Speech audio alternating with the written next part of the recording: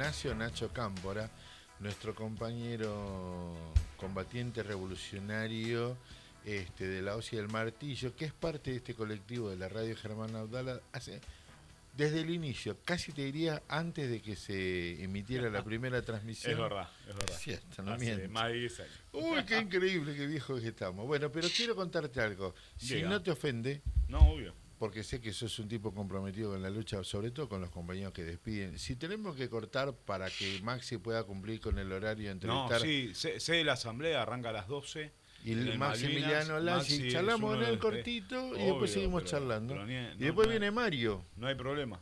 ¿Mario? Mario Bravo. Ah, Mario el chileno. Sí. Vamos. No, vamos a hablar del Festival de Cine Cooperativo. De cine cooperativo en el Instituto Y después vamos a tener a Remigia. A Remija. Sí, estamos completos. Pero Completo. vos arranca. Bien ¿Qué ahí. pasa con este mundo? No, te dejamos un día que descanse un fin de semana y se complica todo. Un premio Nobel de la Paz que es realmente polémico. Sí. Para mí el tema de esta semana es el premio Nobel de la Paz en base primero a quién se lo dan, que es María Corina Machado, una histórica opositora a la revolución bolivariana, primero a Chávez y después a Maduro. Lo recibe en el marco en el cual sigue la flotilla esa de la que hablamos ya varias veces, con 4.500 marines en las costas de Venezuela y que complica la vida del pueblo venezolano y sobre todo su soberanía, ¿no? Porque es un factor de desestabilización en las costas de ese país y que efectivamente, digamos, ahora María Corina Machado es un paladín de la democracia, según los medios occidentales, y nada más lejano de eso, ¿no? Para mí, contextualizar rápido el Premio Nobel de la Paz. El Premio Nobel de la Paz, dentro de los premios Nobel, es el único que no da la Academia Sueca, la da la Academia Noruega, por pedido de Nobel. Fue un pedido del creador, digamos, de esos premios. Su comité está compuesto por 3 diputados conservadores y 1 socialdemócrata. Claro. Ese es los que otorgaron el premio Nobel. Lo más a la izquierda. Miembros del Parlamento noruego que otorgaron el premio Nobel a Machado. Y después, digamos, en tiempo reciente, podemos hablar de Barack Obama, en pleno bombardeo de Siria, recibió el premio Nobel de la Paz. Y un poco más lejano en el tiempo, en el 73, año del golpe al gobierno de la Unidad Popular de Salvador Allende, lo recibe Henry Kissinger, secretario de Estado de esa época de Estados Unidos. El golpista.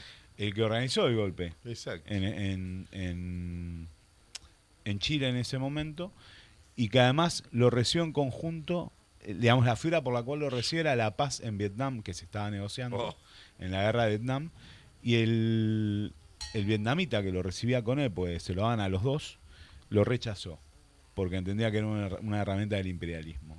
Esa, digamos, clarísimo. Para entender qué implica ese premio Nobel. Me reconfortaste el alma. Escúchame, pero la pregunta central, Corina Machado, ¿tiene incidencia en Venezuela? ¿Es, digamos, una referente importante? Haciendo así un rápido recorrido histórico de Corina Machado, ella es diputada de 2011, ¿sí?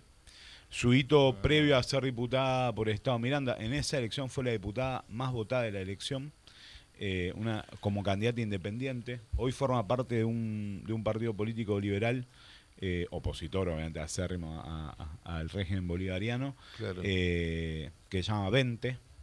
Y su hito anterior es en 2004 haber logrado el referendo revocatorio que gana el chavismo. La que junta, la promotora, la impulsora, como alguien de la sociedad civil, inocente, que se oponía al régimen en ese momento de Chávez, a la revolución bolivariana de esos primeros años, fue Corina Machado. Mirá. Y por eso tuvo que dar explicaciones, porque ella recibió un financiamiento muy grande de New Endowment Foundation, que es la Fundación para la Democracia, una fundación liberal norteamericana, que le pone así porque sí $32.000 para empezar la campaña de referendo. Eso todo cierra, ¿no? La vamos caracterizando a Corina Machado. Todo cierra. Y lejos de ser un paladín de la democracia, en todo caso es una operadora del imperialismo en su propio país. Bueno, ayer mencionábamos con Agus que cuando recibió el premio le agradeció a Trump. Le agradeció a Trump, esa es una en su discurso No te deschaves tanto, hermana. Pero que además ahí hubo un duelo de egos, porque Trump cuando se refiere, primero obviamente valorando el Premio Nobel de la Paz a Corina Machado, dice que bueno, que igual a él le hubiera gustado recibirlo, porque él viene haciendo mucho por la paz. O sea, No, che, se olvidaron no, de no. mí, amigos. Y, No, claro, él no puede quedar por fuera. él no puede quedar ¿entendés? por fuera. Pero bueno, para acercarnos a María Corina Machado, Sí. en tiempo reciente, ella fue el anteaño, en 2023, fue la precandidata presidencial por la derecha, que después no pudo ser candidata o no pudo continuar con su candidatura, a pesar de haber ganado la primaria de espacio de la derecha venezolana, porque ella ya estaba efectivamente invalidada políticamente por causas previas en la justicia electoral venezolana. Por eso fue el candidato que ahora está en España y que no me sale el nombre porque pobre era un ignoto. Ah, que se exilió a España. Que se autoexilió a España. Se autoexilió. ¿Y ella Y- como que quedó media resguardada desde entonces o Sí, no? ella está en Venezuela y hace su vida en Venezuela, vive en Caracas. O sea, Ok. digamos, no es una perseguida política por el régimen de Maduro. En todo Claro. caso, es una opositora que dice sus Exacto. cosas. Claro. Ella todo este tiempo tuvo un programa en Radio Caracas, una radio privada de Venezuela, y fue su Fuerte. pantalla Claro. y su voz opositora todo este tiempo. Digamos. Es un programa de larga data, tiene casi 7 años el programa al aire. Y ella entrevista obviamente gente que se opone al régimen de Maduro, empresarios, etcétera, etcétera. Pero quería decir un par de cositas de Corina Machado. A ver. Hay una frase que es águila no caza mosca. ¿Quién la dijo? La dijo el comandante Hugo Chávez en enero de 2012 en la Asamblea Nacional ante una interpelación muy, muy grosera de María Corina Machado, que era diputada en esa época, interpelándolo y acusándolo de ladrón en esa intervención de ella. Había voz, lo dijo desde el pleno, se levantó, habló. Chávez la escuchó, la dejó hablar y le dice, primero deberías ganar las primarias, le dice, porque todavía no sos ni candidata para poder hablar Claro. y decir eso estás diciendo. Y segundo le dice, me estás faltando respeto. O sea, Claro. y la termina diciendo, águila no cazamos. Lo voy a buscar. Es Eh, excelente. Como dato complementario. A utilizar. Ahí Claro, tremendo. como dato complementario, en las primarias de ese año ganó Capriles, que fue el candidato de la oposición Claro. en 2013, digamos, que pierde después con Maduro la elección, porque Chávez efectivamente fallece, y ella terminó no solo segunda, sino tercera en esa primaria de la derecha, después de Capriles, que lo mencionamos, y de Pérez Álvarez, que era otro candidato de ese momento. Y otro dato para mí importante para caracterizar a Corina Machado, aunque ya queda claro a qué interés se responde, es que en 2014 fue expulsada de la Asamblea Nacional, en ese momento liderada por Diosdado Cabello, bajo la acusación de traición a la patria. ¿Por qué la acusación de traición a la patria? Porque ella, como una funcionaria electa, una diputada nacional, Sí. sin pedir permiso a la Asamblea Nacional, sin solicitar el aval, intenta representar a Venezuela en la Asamblea de la OEA de ese año, atrás de un tercer país, que era Panamá, que hizo el juego suyo de Estados Unidos, y Panamá le cede la silla en el pleno de la Asamblea de la OEA para que ella pueda hablar en contra de Venezuela. Ay, no. Algo que duró igual 2 minutos, porque no pudo ni hablar, porque los países se opusieron por mayoría. Fue 22-11 la votación, y ella efectivamente pierde a la vuelta, efectivamente le dicen, amiga, te quedaste sin tu banca, porque eso es efectivamente una falta grave. Claro. Lo sería acá también, si un diputado se arrogara la representación del país y aceptara atrás de un tercer país, se aplicaría Bastardear su propia nación, digamos. O sea, una vergüenza también. Una vergüenza total. Así que esos datos así como para caracterizar a Machado. Oh. Y aún así se ganó. Y aún así le dieron el premio Nobel. No. Ella lo celebra, ahora es una voz de la democracia para terminar con el régimen chavista, como dicen ellos. Pero en todo caso decir que Venezuela sigue siendo una democracia, lo validaron hace un año y pico, a mí me tocó viajar para esa elección. Fuiste veedor internacional. Yo fui veedor internacional del poder, la Comisión Nacional Electoral, digamos. uno puede decir un montón de cosas, de fallas seguramente tenga la revolución bolivariana, porque las tiene. Hay un embargo económico que complica la vida, Totalmente. pero nadie puede ir en contra de que la democracia existe y funciona. Ella vive en Caracas, insisto sobre esto, Claro. hace su política opositora. Claro. Yo estuve reunido, de hecho, en ese viaje a pedido de la dirección del partido, con el Partido Comunista de Venezuela, que ya en ese momento había pasado de ser un partido parte del Gran Polo Patriótico a ser un partido opositor, y nadie impidió que esa reunión se llevara a cabo. Fue una reunión pública, de hecho. Así que uno lejos podría estar de decir que Venezuela es una dictadura. En todo caso, eso está es una claro. democracia con características particulares. Ellos sí van orientados hacia una revolución socialista con su metodología, Sí. y eso Proceso, claro. con su proceso, Sí, efectivamente. a mí me encanta, porque además no podés arrancar.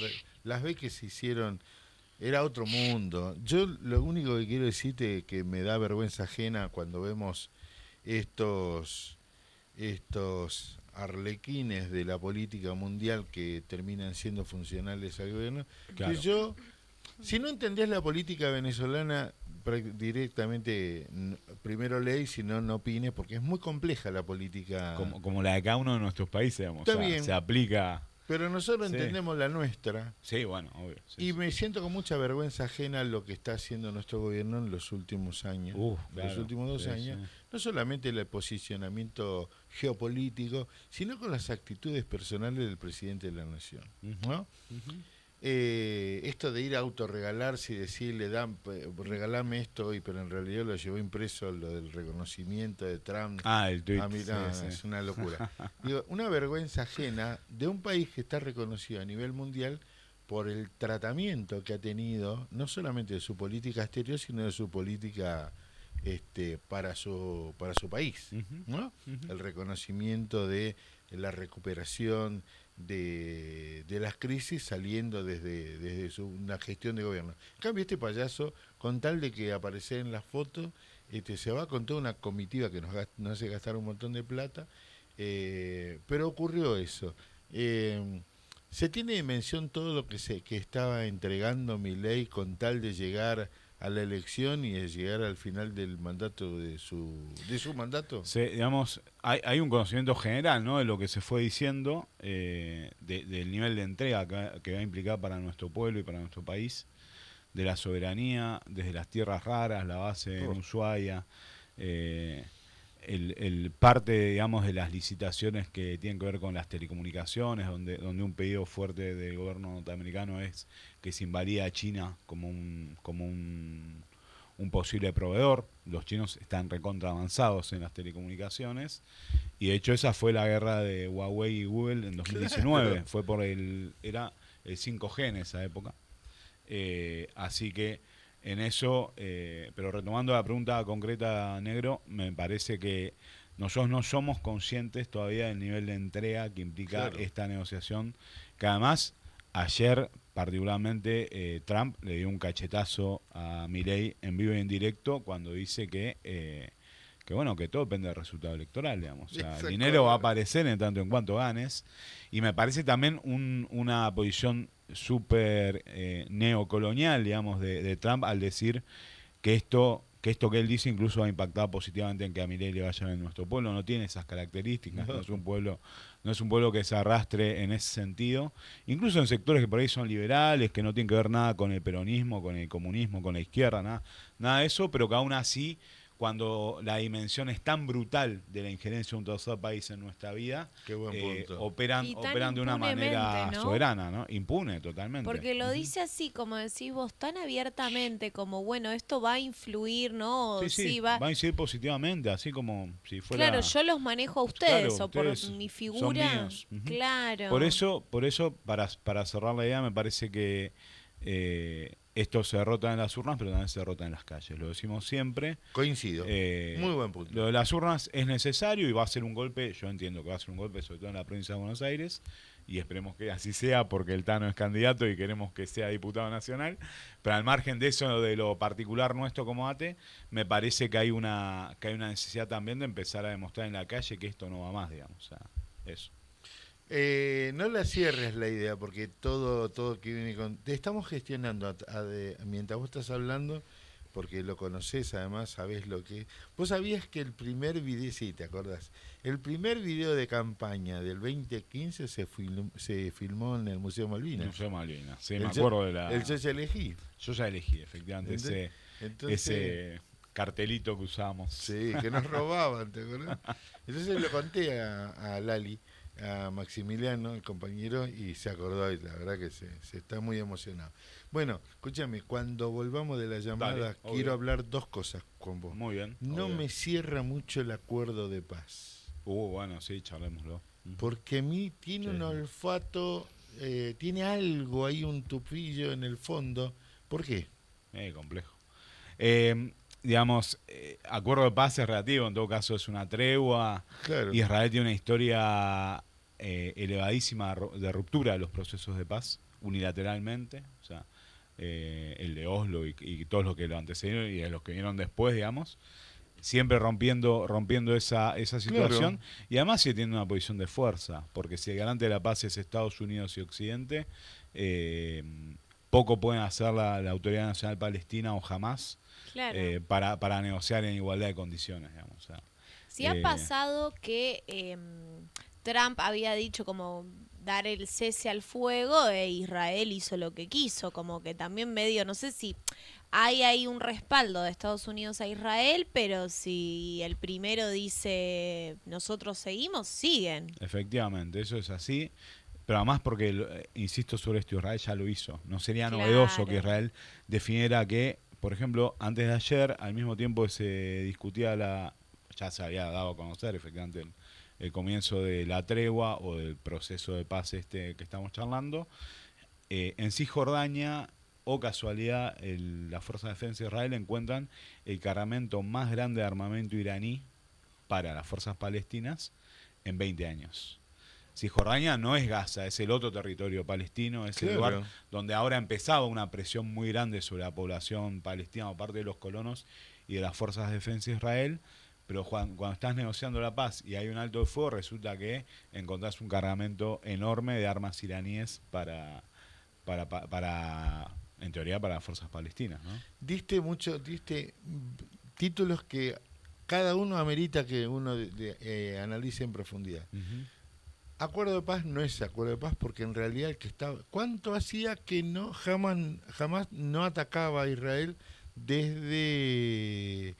En los últimos 2 meses fueron solo ataques de Israel? No, fueron ataques israelíes, sí, claro. ¿Ah? Todos los ataques que, sobre todo el primer año del conflicto, después del ataque a los colonos que hace Hamas, que es brutal y ya lo condenamos un montón de veces acá, la respuesta artera que hace Israel de un genocidio en curso, digamos, contra el pueblo palestino. El primer año, sobre todo, hubo Hezbollah, ¿se acuerdan? Desde el Líbano, y los hutíes desde Yemen y algunos otros elementos irregulares, no estados, sino fuerzas combatientes de la región, atacaron a la distancia, con misiles, digamos, o sea, no era un combate cuerpo a cuerpo, atacaron territorio de Israel o intentaron bombardearlo, digamos, o sea. Después de eso no hubo una resistencia armada de Hamas. Hamas no tuvo ninguna capacidad para responder a ese volumen de ataque de Israel, digamos. O sea, eso quedó claro. De hecho, hoy Hamas está negociando su desmilitarización. O sea, no está negociando queremos volver a ser el gobierno de la Franja de Gaza y desde esa posición de fuerza vamos a discutir. Qué bueno eso. La semana que viene. Escucha, ahora quiero hacerte una pregunta puntual. Diga. Listo, acuerdo de paz. Ustedes ponen las armas, nosotros cesamos el ataque. Ustedes nos dan los rehenes, nosotros devolvemos los milicianos de ustedes y nos entregan los cadáveres de los rehenes que fallecieron. Sí. Está todo bien. ¿Y el genocidio entonces? Sí, claro, efectivamente. ¿Quién se hace cargo de eso? Ahí hay una situación que de hecho se vio en los medios esta semana. Se hizo mucha bandera de la vuelta de los rehenes, los 20 rehenes que están en manos de Hamas israelíes, entre ellos 3 ciudadanos argentinos. Correcto. Que pudieron volver a Israel y bienvenido y Y además lo llamativo es que en ese nivel de desastre que vivió el pueblo de Gaza, que jamás haya logrado mantener con vida a esos 20 rehenes, habla de que hubo condiciones humanitarias que estuvieron lejos de ser las peores para esos rehenes. Podrían muerto tranquilamente, digamos. O sea, Claro. como murieron 67.000 palestinos, digamos. Ese es el dato que hay que Ahí tener. está. Y nadie habla de eso. después, digamos, los medios hablaron de la vuelta de los rehenes israelíes a territorio de Israel y no hablaron de la llegada de miles de prisioneros palestinos de cárceles israelíes que volvieron a su territorio y volvieron a un país que no existe más. Exacto. A un territorio absolutamente destruido. De hecho, hay imágenes muy lindas de mucha alegría de ese pueblo, porque es un pueblo que efectivamente lleva 77 años de lucha, no es que arrancó ayer. Claro. Y cada victoria, aunque sea en el marco de la destrucción total, se celebra. Y además es milenaria su enfrentamiento, tanto religioso como territorial. Ahora bien, fíjate vos quiénes se atienden, porque entre los puntos que se habla, Sí, ayudaremos a la reconstrucción de Palestina, de Gaza sobre todo. de Gaza, sí. ¿Quiénes se presentaron primero? Los ingleses. Que digo, nadie se da cuenta. Digo, no vi ninguna empresa paraguaya, ¿viste? Son buenos albañiles.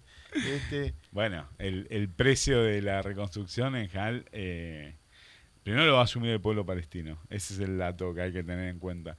Y después los beneficiarios van a ser las potencias imperiales Pero qué va. históricas. No solo Gran Bretaña, seguramente Francia, seguramente Estados Unidos. Además son países, digamos, son países especialistas en la reconstrucción de infraestructura. Entonces Claro. hay todo un negocio en torno a eso. El negocio de la guerra Exacto. existe, no solo cuando bombardeas y destruís, sino lo que el día después, cuando hay que empezar la De reconstrucción. cero. Bueno, son países que tienen muchas guerras en su haber y bueno, y van a ser parte Y si del te negocio. tengo, y hacia futuro te tengo que armar, también tengo. Obvio, claro. Si hubiera esa situación, difícil por la realidad de Palestina, ¿no? Claro. También podrían ser los proveedores de las armas para ese lugar. Porque Es la historia de Irak, de la caída de Saddam en 2003, bajo la falsa acusación de armas Sí. bacteriológicas, la ocupación militar, la destrucción de gran parte de la infraestructura y después los grandes contratistas fueron sobre todo norteamericanos, pero también ingleses y franceses. Y hoy el ejército de Irak, o las Fuerzas Armadas de Irak en su conjunto, que eran Fuerzas Armadas en general armadas por, bueno, la Unión Soviética históricamente, Rusia, Sí. Francia en menor medida, China también, hoy son totalmente armadas por los norteamericanos. O sea, hoy el ejército, las Fuerzas Armadas de Irak son a semejanza de las Fuerzas Armadas norteamericanas. Bruto negocio. Y además se quedaron con el petróleo, porque el petróleo ahora Además. Obviamente. dominan los Y el norteamericanos. dominio de esos estrechos, de esos Bueno, mares claro, ahí, el Golfo Pérsico. sí, tal control. cual. Ujú. ¿Cómo van a estar estos sotanudos manejando todas estas cuestiones? Che, Nacho, siempre muy lindo. Es un buen aprendizaje charlar con Nacho. Pero cuando nos volvamos a encontrar, vamos a estar en la previa de una elección que tiene connotaciones importantes porque también incide en la región y Ujú. obviamente estamos en la mira del mundo a raíz de las actitudes que tiene el presidente de la nación, ¿no? Sí, la elección digamos, las elecciones legislativas. Bueno, nuestro país vive las elecciones todas en su historia con cierto nivel de expectativa. Yo estoy tratando, me acuerdo de 2017, la que Cristina va como candidata y pierde en Provincia de Buenos Aires, la de medio término de Macri, Todas las de medio término, el kirchnerismo las perdió. o las de 2021, que también fue una derrota del peronismo. Pero bueno, ahora me parece hay condimentos que los tocamos recién con el tema de Trump, Milei y el dinero que no llega. Y por otro lado, el nivel de desgaste del escenario económico y social de nuestro país. Bueno, todos nosotros tres acá y los chicos vamos al súper cotidianamente y podemos ver que los precios, lejos de estar estables, suben todos los meses, con suerte, si es que no suben cada 15 días. Exacto. Eso empeora la vida de la mayoría de nuestro pueblo y me parece que hay una situación un poco de hartazgo respecto de eso. Y además, promesas que no se cumplieron, digamos. Milei prometió estabilizar, prometió la no inflación, prometió la dolarización. No sé si te acuerdan cuando hablaba de Sí, la dolarización, que la cuando volvieron a tirar que al ahora, aire. sí, pero ahora es ciencia ficción, digamos. Ahora el Sí, mismo pueblo sabe que es ciencia ficción y eso es exacto. bienvenido, digamos. Sí, Y en esa línea me parece que hay un escenario en el cual se debería dar, insisto, una victoria en la provincia de Buenos Aires, una victoria que todo indica que va a ser con buenos números. En la ciudad de Buenos Aires es complejo, está Lustó, lo charlábamos justo antes de salir al aire. Eso complejiza un poco las opciones del peronismo, sobre todo por la senaduría de Recalde, que sería importante que para Recalde eso mantener. hay que ratificarlo, porque las otras dos van a ir para la unidad de la Libertad Avanza y del PRO. Eh, y después hay que ver el mapa nacional, pero el mapa nacional, bueno, vos, negro, sabés la realidad de Corrientes, Sí, vienen de una elección.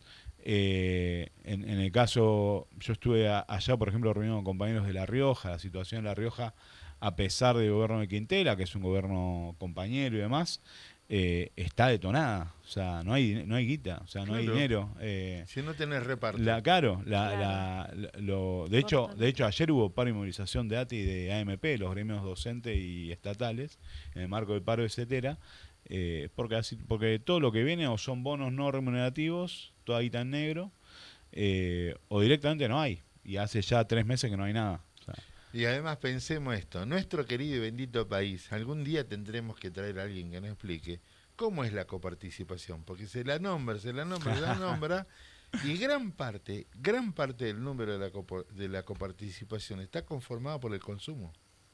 Si claro. vos no consumís y la gente baja sus expectativas de consumo, cuando vos repartís a las provincias, yo conocía a mi intendente cuando era funcionario del intendente de Montecasero, ¿sabés que lo primero que pedía? ¿Cuánto entró hoy por coparticipación? Claro, Claro. No de cuánto hay de tasa municipal, no cuánto hay de tal cosa, no, cuánto hay de coparticipación, porque con eso vos hacías la diferencia. efectivamente. Nacho, cuando nos volvamos a contar en 2 semanas, vamos a estar hablando de lo que pasó en la elección y cómo Argentina tiene que empezar a mirar Ujú. para un futuro gobierno 2027 paradigmas políticos y económicos que se están dando en el mundo, ¿no? Totalmente. Sí, y nuestro mundo estatales también. Exactamente. Cómo viene el Estado post-Milei. El Estado que necesitamos, ¿no? Que necesita nuestro pueblo. Me gusta esa. Eso. Perfecto. Nacho Cámpora con nosotros. Mira,